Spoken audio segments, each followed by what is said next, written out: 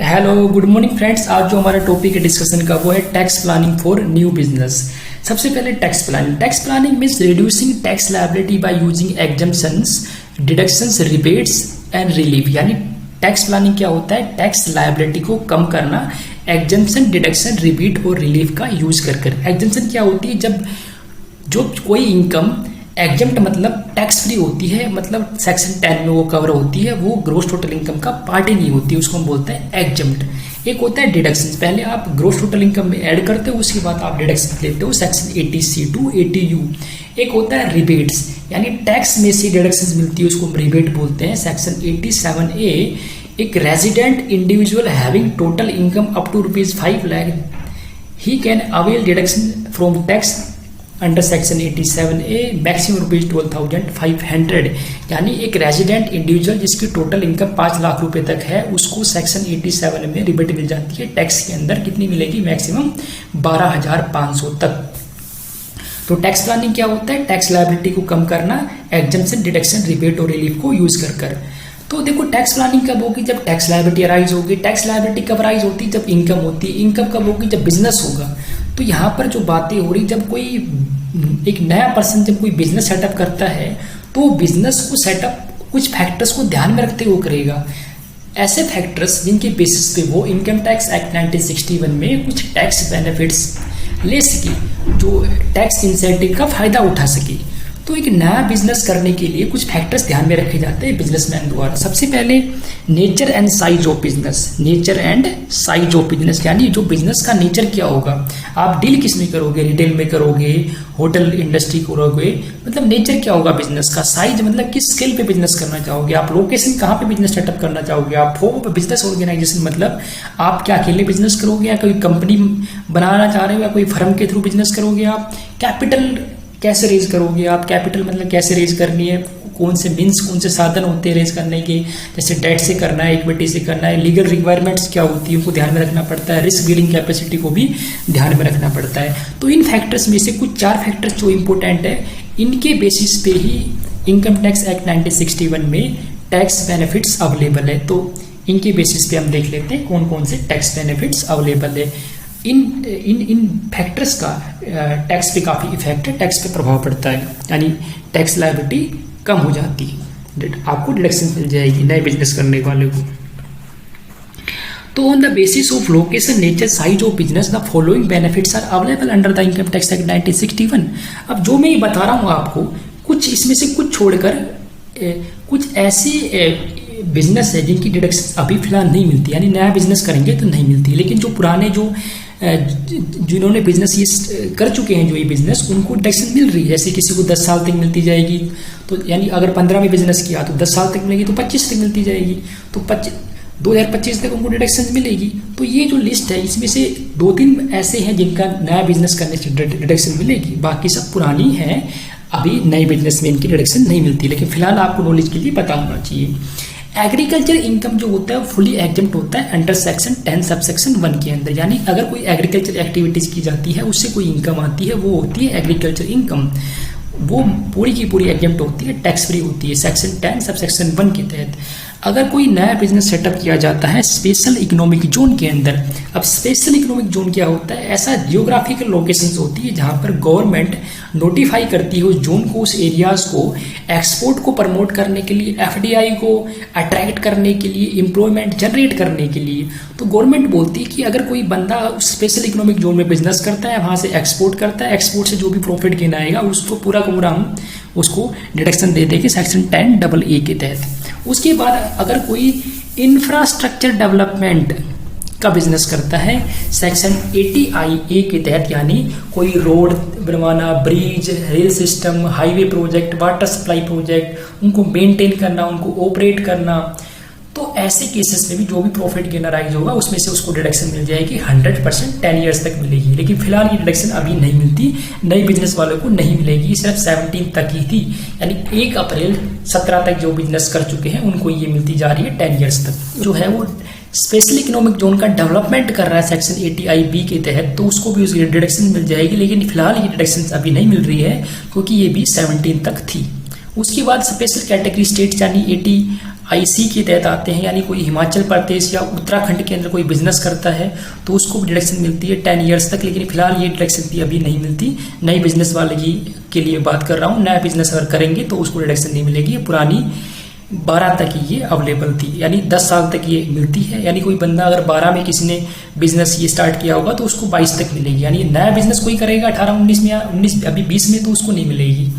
उसके बाद 80ID ये खत्म हो चुका है, और उसके बाद 80IB है, यानी कोई अगर other than infrastructure development authority development undertaking setup करता है तो वैसे केसेस में जो भी उसको प्रॉफिट गेन अराइज होगा सेक्शन 80IB के तहत, जैसे वो स्मॉल स्केल इंडस्ट्री में सेटअप कर लेता है, जम्मू कश्मीर में कोई यूनिट सेटअप कर लेता है, किसके लिए, production of natural gas, fruit use करता है, नेचुरल गैस प्रोड्यूस करता है, वहाँ से कोई इनकम आती है उसको, तो वो जो भी इनकम प्रॉफिट गेन आएगा वो उसको डिडक्शन मिल जाती है।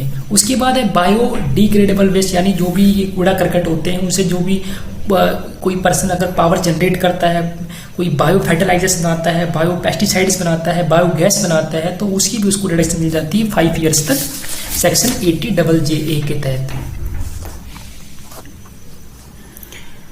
उसके बाद ये इंपॉर्टेंट स्पेसिफाइड बिजनेस, अगर कोई नया स्टार्टअप करता है सेक्शन 80IC के तहत, यानी स्टार्टअप कब स्टार्ट होना चाहिए, 1 अप्रैल 6 के बाद और 31 मार्च 21 से पहले तो कोई नया प्रोडक्ट का इनोवेशंस करना, उसका डेवलपमेंट करना, इम्प्रूवमेंट करना, सर्विस का इनोवेशन करना, डेवलपमेंट करना, एम्प्लॉयमेंट जनरेट करना, तो ऐसे केसेस में सेक्शन 80IC के अंदर डिडक्शन मिल जाएगी। जो भी स्पेसिफाइड बिजनेस से प्रॉफिट गेन होगा वो शुरू के 7 सालों में 3 साल तक उसको डिडक्शन मिल जाएगी। उसके बाद हाउसिंग प्रोजेक्ट सेक्शन 80IBA के तहत अगर कोई हाउसिंग प्रोजेक्ट का बिजनेस करता है और वो प्रोजेक्ट जो स्कीम है वो अप्रूव है तो उसको जो भी प्रॉफिट गेन राइज होगा उस हाउसिंग प्रोजेक्ट बिजनेस से शुरू के 10 सालों में वो डिडक्टेबल होगा, उसकी डिडक्शन मिल जाएगी। अब जो महत्वपूर्ण चीज़ें स्टार्ट होने वाली है टैक्स प्लानिंग की वो अब स्टार्ट होगी, इसको ध्यान से देखना आप।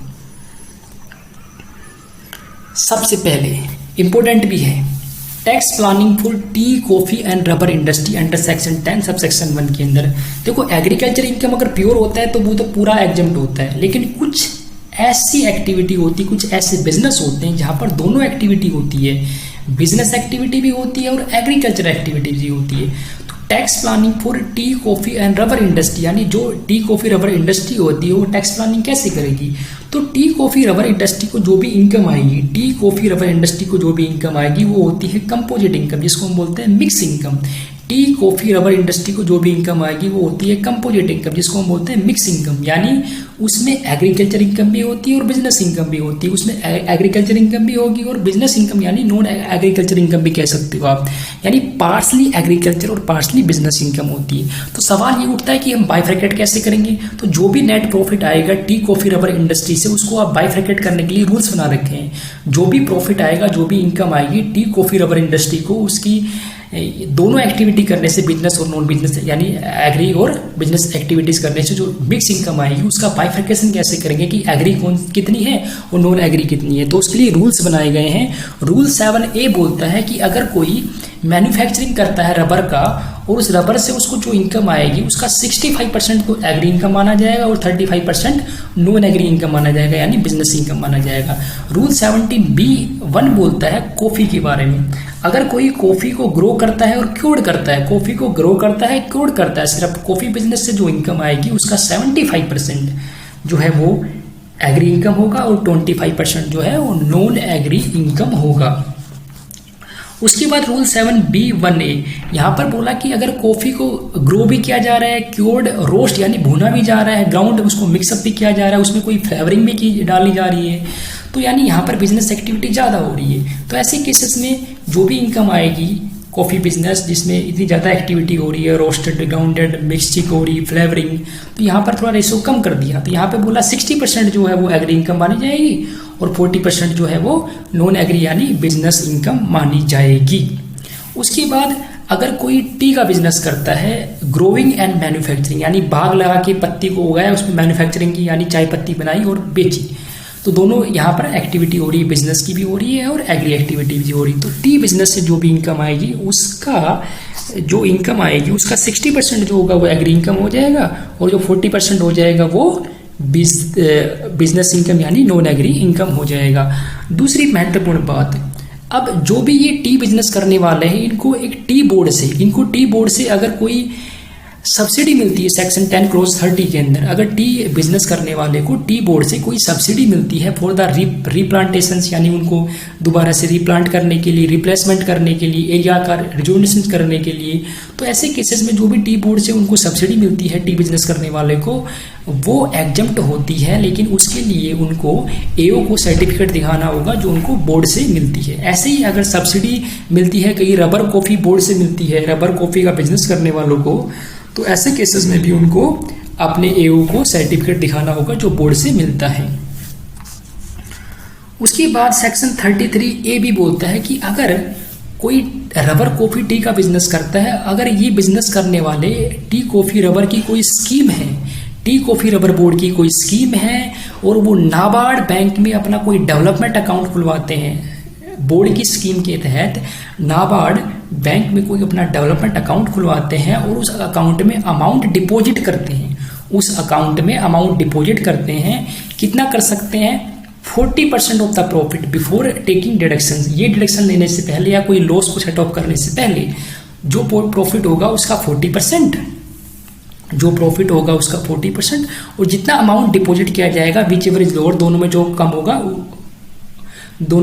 कम होगा वो यहाँ पे कंसिडर किया जाएगा। तो आपको अमाउंट डिपॉजिट कब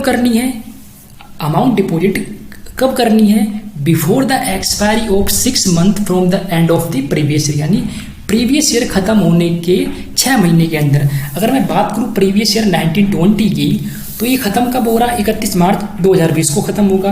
तो कहने का मतलब ये है 30 सितंबर से पहले आपको अमाउंट डिपॉजिट करना पड़ेगा, या तो 40% ऑफ प्रॉफिट, या जितना अमाउंट आप डिपॉजिट कर रहे हो दोनों में जो कम होगा उसकी 33AB के तहत डिडक्शंस मिल जाएगी, लेकिन आपको जमा करना पड़ेगा before the expiry of 6 month from the end of the previous year और before the due date of filing return of income, यानी जो रिटर्न ऑफ इनकम फाइल करने की ड्यू डेट होती है या फिर and of the previous year 6 महीने के अंदर जो पहले आएगा उसमें आपको जमा करवाना है, तभी आपको डिडक्शन मिलेगी। और डिडक्शन लेने के लिए कुछ कंडीशन भी दे रखी है कि ऑडिट कराना पड़ेगा अपना books of accounts form 3AC के तहत, एक सर्टिफाइड CA से ऑडिट कराना पड़ेगा अकाउंट्स का, और जो अमाउंट इन्होंने जमा की है डेवलपमेंट अकाउंट में उसका प्रॉपर यूटिलाइजेशन करना पड़ेगा, और 8 साल के अंदर इनको सेल नहीं करना है। 8 साल तक, यानी जो अमाउंट इन्होंने जमा करी है उससे अगर ये कोई एसेट परचेज कर लेते हैं तो उस एसेट को ये 8 साल तक बेच नहीं सकते, उस एसेट को ये 8 साल तक बेच नहीं सकते।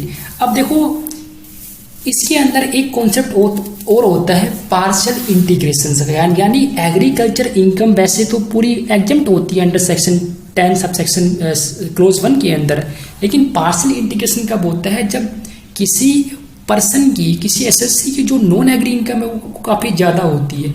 तो नॉन एग्री इनकम पे टैक्स लगाने के लिए हम एग्रीकल्चर इनकम को नॉन एग्री इनकम में ऐड कर देते हैं। सिर्फ जो नॉन एग्री इनकम होती है, जो बिजनेस इनकम होती है, उस पर टैक्स अधिक लेने के लिए गवर्नमेंट क्या कर देती है, एक पार्शियल इंटीग्रेशन का कॉन्सेप्ट लगा देती है। वो कब लगता है जब एग्रीकल्चर इनकम 5000 से ज़्यादा होती है, और सिर्फ individual HO of AOP BY के केस में ये लगती है, फर्म कंपनी के केस में ये पार्शियल इंटीग्रेशन कॉन्सेप्ट नहीं लगता। तो ये था रबर कॉफ़ी इंडस्ट्री बिजनेस जब करते हैं तो टैक्स प्लानिंग कैसे करनी है। ओके, थैंक यू बच्चों, थैंक यू सो मच। इसका जो नेक्स्ट पार्ट होगा जल्दी मैं पब्लिश करूँगा।